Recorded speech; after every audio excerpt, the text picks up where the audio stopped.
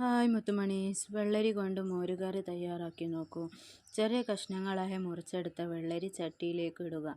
അതിലേക്ക് മഞ്ഞൾപ്പൊടി, ഉപ്പ്, ആവശ്യത്തിന് വെള്ളം ഒഴിക്കുക. എന്നിട്ട് വേവിച്ചെടുക്കാം. ഇനി അരപ്പ് റെഡിയാക്കാം. ചിരകിയ തേങ്ങ എടുത്ത് മിക്സി ജാറിലേക്ക് ഇടുക. ചെറിയുള്ളി, എരിവിനാവശ്യമുള്ള മുളക്, വെളുത്തുള്ളി, ഇഞ്ചി, ജീരകം, പുളിക്ക് ആവശ്യമുള്ള തൈര് എന്നിവ ചേർത്ത് നന്നായി അരച്ചെടുക്കാം.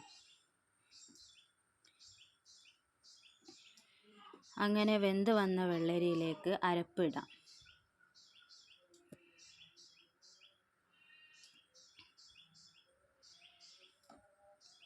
നന്നായി ഇളക്കി യോജിപ്പിച്ച് ഒരു തിള വരുന്നവരെ വേവിക്കാം.